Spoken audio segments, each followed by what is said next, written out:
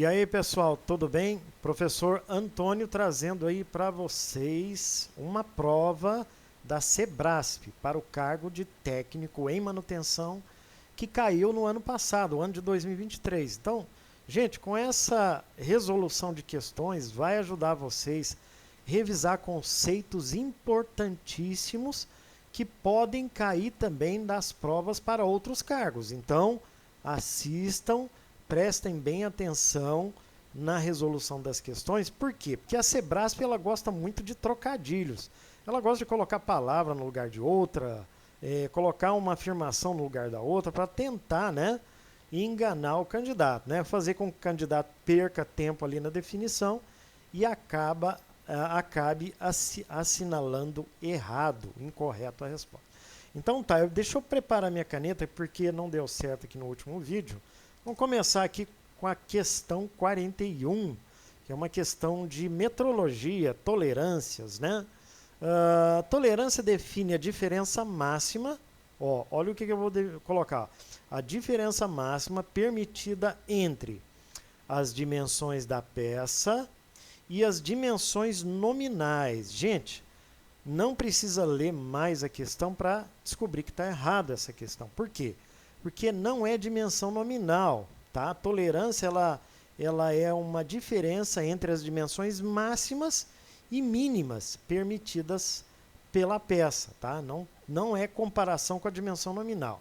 Na verdade, essa definição ali que ele colocou é de afastamento. O afastamento você pega a diferença então da dimensão máxima e da dimensão nominal.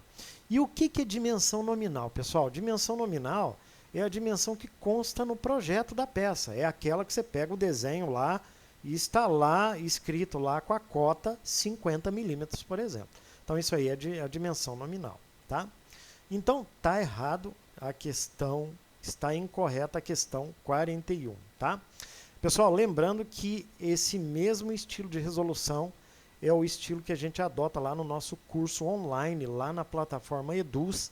Vocês podem estar me enviando aí uma mensagem no WhatsApp para saber mais detalhes, tá bom? O micrômetro, ele é um instrumento de medição utilizado para medir comprimentos com precisão de 1/10 de milímetro. Pessoal, tá totalmente errado, tá? Por quê? Vamos começar a falar da precisão dele, que 1/10 de milímetro. Isso aí não é. Porque micrômetro, ele vai medir centésimos, milésimos de milímetro, né? E não décimos de milímetro. O instrumento aí que você pode utilizar para 10 de milímetro é uma régua, né? Existe paquímetro também com essa resolução, mas micrômetro também não existe. Então, duas questões incorretas aí, né? Na situação da figura a seguir, que representa um nônio, né? Gente, o nônio é a escala móvel do paquímetro, né? E dividido em 10 partes, a leitura apresentada corresponde a 108 milímetros. Vamos ver se está certo? Primeiro que você vai olhar aqui para a referência, que é o 0, e você vai contar quantos riscos vai ultrapassar a medida de 100. Então, ultrapassou 1, 2, 3 riscos. Então, nós temos 103 milímetros. Pessoal, se tem 103 milímetros, nem adianta, então, você olhar para a coincidência do risco. Então, essa questão também está incorreta, tá? Está incorreta. Gente, lembrando também, tem muita questão, tá? Inclusive eu já vi da Sebrasp, para colocar o nônio invertido na posição superior, tá? O nônio de milímetro, tá? Então já vi questões desse tipo, também com a tentativa de fazer com que o candidato erre, né? O objetivo do sistema de ajuste é garantir que as peças possam ser intercambiáveis, correto, quer dizer que elas possam ser trocadas, que uma peça fabricada por uma empresa possa ser usada em um produto fabricado por outra empresa, tá correto, né? Esse conceito de intercambiabilidade, ele é muito interessante porque ele permite também a troca de sistemas de medição entre países, tá? Então, entre empresas, entre países, locais diferentes, você tem que ter esse conceito de intercambiabilidade. Senão não adianta, né? A pessoa tem uma referência num país, ou numa empresa tem a referência em outro, chegar lá não vai ter nenhum sistema, um sistema não vai conversar com o outro, né? Questão 45. A acurácia, definição de metrologia, vocabulário internacional de metrologia. Se refere ao quão próximo o valor medido está do valor real, está correto. A acurácia, quanto mais próximo daquele valor real ou valor verdadeiro, né, a gente chama isso aí de acurácia, né? Agora, a precisão, ela se refere ao valor medido quando a mesma medida é repetida várias vezes. Deixa eu tirar aqui, ó, a tela para não atrapalhar vocês. Pessoal, esse conceito de precisão é aquele que a pessoa acerta uma flecha todas próximas do mesmo ponto. Então, está corretíssimo aí o que ele disse aí na questão 45, tá? Ele deu duas afirmações e as duas afirmações estão corretas, tá? Corretíssima, tá? Tem que tomar cuidado, porque às vezes nas questões da Sebrasp, ele fala uma frase, ele coloca uma vírgula e a segunda frase está incorreta. Então, tem que cuidar, pessoal, tá? Questão 46. A calibração é um processo de ajustar um instrumento de medição para garantir que este forneça resultados precisos e exatos, podendo ser feita usando padrões conhecidos para comparar os resultados medidos pelo instrumento com os valores reais. Gente, uma afirmação bastante grande, longa, né? Tá? E que deu, por exemplo, aqui, ó, dúvida. Aonde que deu aqui, ó? Forneça resultados precisos e exatos, tá? Então, tá correto essa questão, né? É uma questão ali que realmente deixou muita gente em dúvida por conta dessa questão de resultado preciso, ou seja, a precisão está relacionada com a quantidade de repetições. Então, a calibração, ela vai assegurar esse processo, ela vai garantir esse processo, né? E a exatidão, como a gente comentou no caso anterior ali, quanto mais próximo do valor verdadeiro, né? Então, você calibra o instrumento para ele cada vez mais garantir, né, esses dois tipos de resultados, precisos e exatos, né? Questão 47, ele já pulou para desenho técnico. A projeção ortográfica é uma técnica de representação gráfica utilizada para criar desenhos técnicos tridimensionais.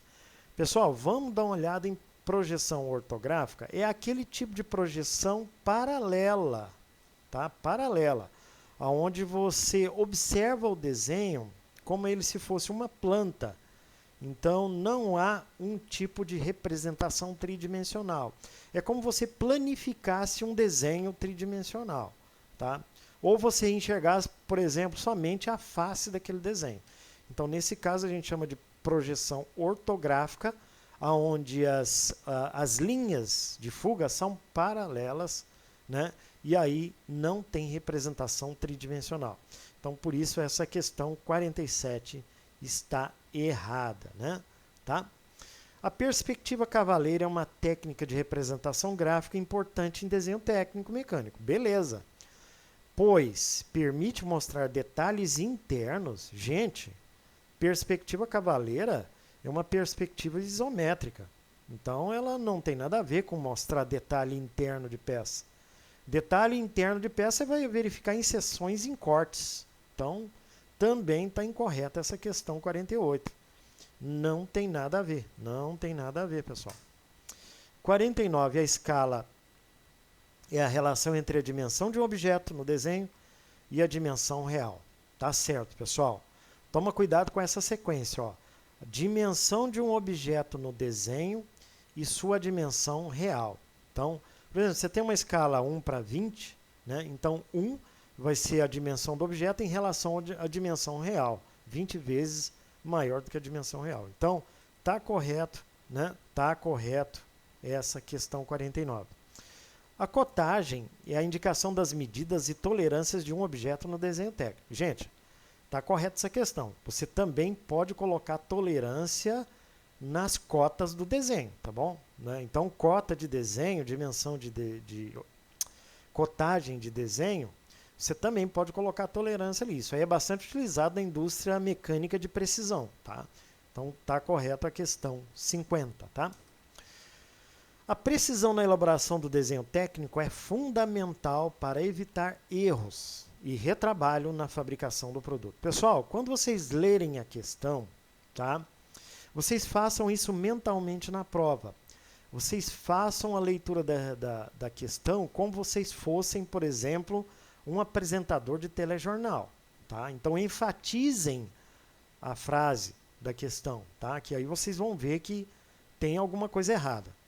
A precisão na elaboração do desenho técnico é fundamental para evitar erros e retrabalho na fabricação do produto. Até aí, tudo bem. Enquanto a clareza na representação das informações facilita a comunicação entre os envolvidos no projeto. Cara, maravilha! Corretíssimo essa questão aí. Maravilha, nada errado. A simbologia utilizada no desenho técnico-mecânico é padronizada e deve seguir as normas estabelecidas pela respectiva associação de fabricantes? Não, né, gente? É fabricante que vai estabelecer norma de desenho técnico? Não, não tem nada a ver. Não é associação de fabricantes, é a Associação Brasileira das Normas Técnicas. Então, não tem nada a ver com a Associação de Fabricantes. Então, está incorreta essa questão aí. Tá vendo, gente? Tá? Questão 53. Vamos falar de resistência dos materiais? Vamos. Comparando-se a resistência mecânica de dois materiais, é correto afirmar que aquele de maior densidade apresentará o de maior resistência? Gente, não tem nada a ver aquele de maior densidade, não. Aquele de maior resistência à tração. Tá? Não é nada a ver com relação à densidade. Por exemplo, vamos pegar o alumínio, que tem uma densidade de 2,7, e o aço, que tem uma densidade de 7,85. Você tem peça de alumínio aí que é tão resistente quanto o aço. Então não tem nada a ver com relação à densidade. Você só vai definir a resistência mecânica de um material fazendo um ensaio de tração, tá bom? E aí você encontra os parâmetros de resistência, né? A deformação elástica é aquela em que o material retorna a sua forma ou dimensão original após a remoção. Gente, essa é uma definição clássica de resistência dos materiais, tá? Deixa eu assinalar aqui, ó, que aqui está errado e aqui está correto, tá? Porque a deformação elástica é isso aí mesmo. É quando você libera a força, libera a carga, né? Principalmente a carga de tração, e ele retorna à dimensão original. Então está correto mesmo. Módulo de elasticidade está presente no ensaio de tração, né, pessoal? O diagrama tensão-deformação. O módulo de elasticidade é uma medida da rigidez de um material e representa a inclinação da curva tensão-deformação.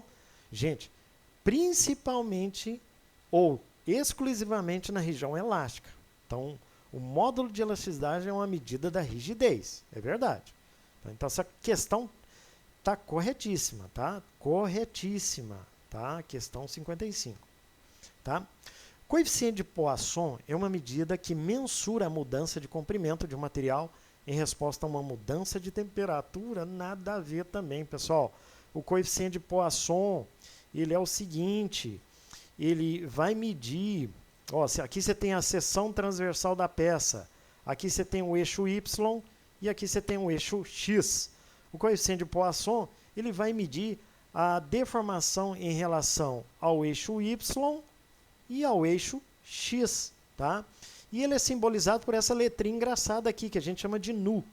Então, o coeficiente de Poisson, ele é a deformação na direção Y dividido pela deformação na direção X. Não tem nada a ver com temperatura, pessoal. Nada a ver com temperatura, tá?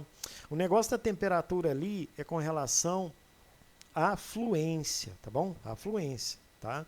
A fluência, ela mede realmente essa deformação em relação ao comprimento com a resposta à temperatura. E a fluência tem vários estágios de deformação. Então, o coeficiente de Poisson não tem nada a ver com temperatura. O momento fletor é a medida da força que causa uma torção na seção transversal da viga. Gente, leiam bem. O fletor está relacionado à flexão e não à torção, né? Vocês não iam errar essa questão de maneira nenhuma, né? Com certeza ninguém ia errar. Por quê? Porque não tem nada a ver com a torção, e sim com a flexão. O limite de resistência à tração de um material é calculado dividindo-se pela área da seção transversal do material a carga máxima suportada. Está correto. Gente, lá no ensaio de tração, quando você tem a parábola na região plástica, o ponto, o ápice da parábola o ponto máximo dessa parábola é chamado de resistência à tração. E ele é calculado pela carga máxima. É ali que você vai identificar no ensaio de tração qual é a carga máxima suportada por esse material. Então, a questão 58 está correta. 59, a usinagem, questões de processo de fabricação, né? A usinagem CNC é um processo automatizado que utiliza computadores, está correto, para controlar a operação da máquina de usinagem. Sim, os tornos CNC, os centros de usinagem, fresadoras CNC utilizam computadores e programas em sequência para realizar as operações de máquinas convencionais. E com isso você vai ganhar tempo, você vai ganhar rapidez, precisão, né? Questão 60. A usinagem é um processo de fabricação mecânica que utiliza um molde. Pessoal, vocês estão vendo? Olha o que a Sebrae coloca para fazer vocês errarem. Usinagem utiliza molde? Nunca. O que utiliza o molde é a fundição. Então está errada essa questão. Tá vendo? Ó, totalmente errada, né? O processo de laminação é utilizado para produzir peças com formas complexas, como engrenagens e peças de aeronaves. Gente, laminação não é para peças complexas, não. Peça complexa é a usinagem, é a fundição. Laminação é para fabricar produtos planos, perfis, até tubo você consegue fazer com a laminação. Mas a laminação é um processo clássico para fabricar chapas, né? Produtos planos, produtos siderúrgicos planos, vigas, né? Perfis aí, tá? Então tá errado a questão 61, tá? Questão 62. A pressão hidráulica pode ser reduzida por meio de válvulas reguladoras de pressão, tá correto. O objetivo dessas válvulas é realmente isso aí, você aliviar, né? Aliviar a pressão, né? Então você reduz a pressão, seja a pressão de um fluido, né, ou de um ar, com essas válvulas reguladoras, tá? Então tá incorreto, beleza? Os sistemas hidráulicos são mais adequados para aplicações em que a precisão é crucial, devido à menor compressibilidade dos fluidos. Pessoal, tá correto, tá? Isso aí tá correto, tá? Por quê? Porque esses sistemas hidráulicos, eles transmitem a força com maior rapidez, né? Então, você vai ter uma precisão maior, tá? Com esses sistemas, por conta dessa transmissão de força que o fluido faz, devido a ele não ser um material tão compressível, ou seja, não é fácil de você esmagar um fluido, né? Então, está correto a questão 63, né? Quando comparados aos sistemas pneumáticos, os sistemas hidráulicos são indicados para aplicações que requerem alta velocidade e aceleração. Gente, olha onde está o erro aqui, ó, alta velocidade. Sistema hidráulico, ele é um sistema que ele tem bastante transmissão de força, mas é lenta essa transmissão de força, entendeu? Ela não é rápida. Então, ele não tem uma alta velocidade. Então, está errada a questão 64 aqui, falando dessa alta velocidade dos sistemas hidráulicos, né? Em relação aos diferentes modelos adotados na gestão de manutenção de equipamentos, pessoal, essas questões aí, essas próximas questões, vou deixar para o próximo vídeo, senão fica muito comprido, né? Tá bom, então até a próxima, tá?